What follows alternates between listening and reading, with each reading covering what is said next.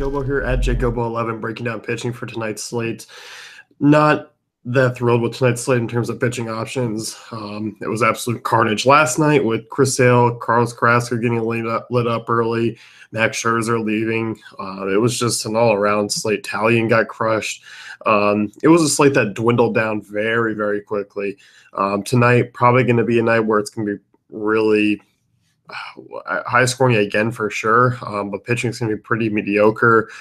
Dallas Keuchel comes in as a top option for me, and he's not really priced up all that expensive either.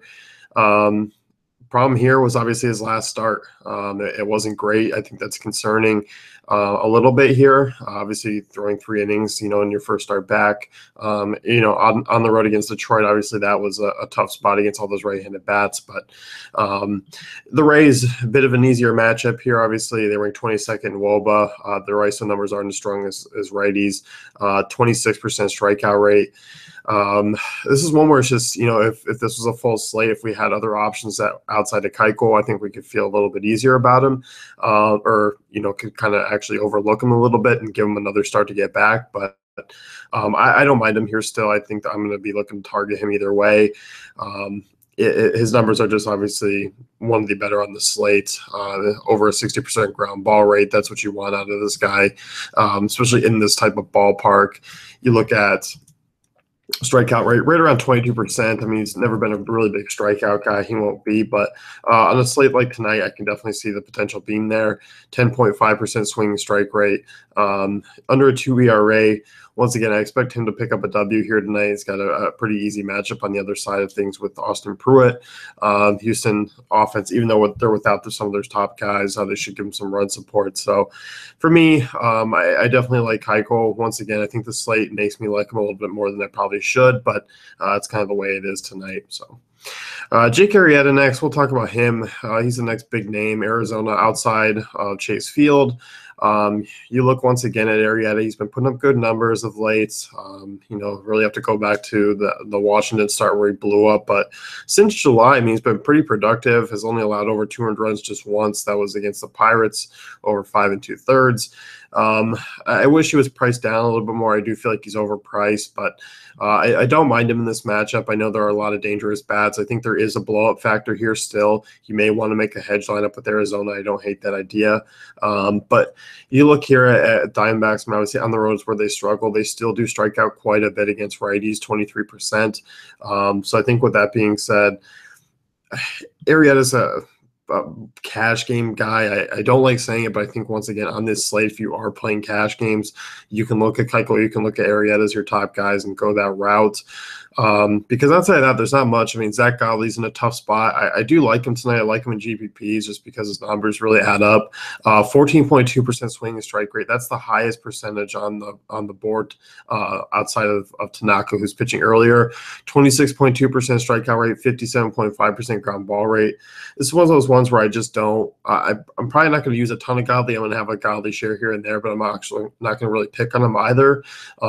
This is just a spot where I don't really like either side of it. It's just kind of a washout matchup for me, but I'll take the pitcher side with the wind blowing in at Wrigley. So pretty low scoring affair there. Cubs are decent favorites, -147. I think those three are definitely the options that set themselves up apart from everyone else. Outside of that, though, we get into guys that carry a little bit more risk, but my favorite cheap option is JC Ramirez, 7,200 on DK. I like him quite a bit on 2 pitcher sites as an SP2. He's gone 6 or more innings in each of his last 4 starts. I think overall he's facing tough opponents. I mean, Cleveland, at Cleveland, Boston, Tampa, Texas, Minnesota. Offenses in Texas. So, I mean, offenses that are pretty tough. Obviously, this is a bad offense that's moving to a really bad hitter's ballpark. Phillies ranked 23rd in WOBA against righties, 24% strikeout rate. Ramirez should be able to doctor up some Ks. He's not a sexy right-handed arm, but he can miss some bats, 9.4% swinging strike rate. Walk rate right around 8%. It's a little concerning. 50% ground ball rate, I don't mind. Home runs have been a little bit of an issue, 1.41 home runs per 9, but I'm not expecting that really tonight against a Phillies team that doesn't have a ton of power. So I like him as an SP2. I think he's an SP1 if you're looking to really stack some bats. Outside of that, I just don't really like anyone. I mean, you could probably make the case for SP2s of Matt Moore, Daniel Gossett in this one, and just kind of hope for a quality start. It's moving to San Francisco, so the A's will lose the DH. Matt Moore has actually been serviceable over his last few starts. I mean, I'm talking more DraftKings, of course. 16 DK points, 15 DK points, 17 DK points. Then he had a blow up against Miami.